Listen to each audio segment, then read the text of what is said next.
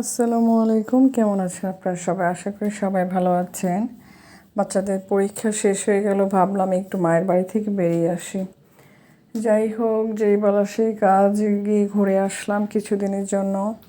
তো মা তো অনেক কিছু রান্না করেছিল, এটা আসলে মায়ের বাড়ির ব্লগ, সেখানে আর ভিডিও দিতে পারিনি আমি।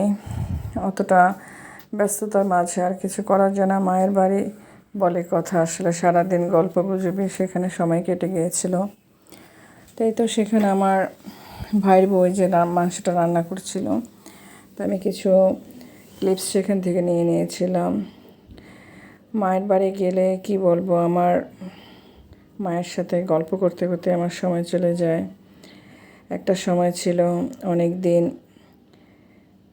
থাকতাম, আর এখন বাচ্চাদের জন্য আসলে যাওয়াই হয় না, তেমন একটা সময় দেওয়া হয় না। বাচ্চারা বড় হয়ে গেলে যা হয় আর কি, দিন দিন পরিবারের সাথে আসলে দূরত্বটা বেশি হয়ে যায়। যাই হোক, এখানে মাংসটা রান্না হয়ে গেছে, আমি ভাত নিয়েছিলাম খাবারের জন্য। তো এরপর আমরা খাওয়া দাওয়া শেষে বিকেলের দিকে চলে এসেছিলাম বাসায়। তো আজকে আমি এই যে রান্না করলাম, এখানে একটু পাটের শাক, ভাবলাম অনেক কিছুই তো খেয়েছি, এখন একটু শাক পাতা খেলে ভালো হবে। তো আমি তো বরাবরই পাটের শাক রান্না করি, আমরা আসলে বরিশালের লোক, কী বলবো, পাটের শাকটা আমাদের কাছে খুবই ভালো লাগে। তাই তো পাটের শাক রান্না করে নিলাম আমি।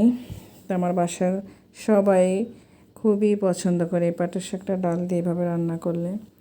তো আপনারা খেয়ে দেখতে পারেন, আর যারা পছন্দ করেন আমি মনে করি এইভাবে একবার হলে খেয়ে দেখবেন, খুবই দারুণ লাগে। তো সাথে রসুন দিতে পারেন, আমি আসলে রসুনটা দিয়ে নিই, বাসার কেউই আসলে রসুনটা খায় না।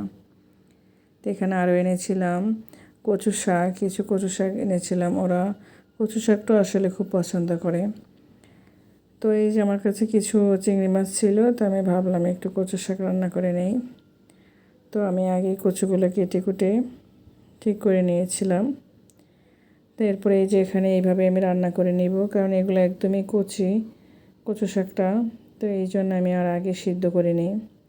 তো এই তো আমি খাবারের জন্য সব কিছু টেবিলে নিয়ে নিয়েছিলাম। আর এখানে এই যে ভর্তাটা, এই ভর্তাটা আসলে শুটকি মাছের ভর্তা, এটা আমার মা বানিয়ে দিয়েছিল আসার সময়। তো খুবই মজার একটা ভর্তা।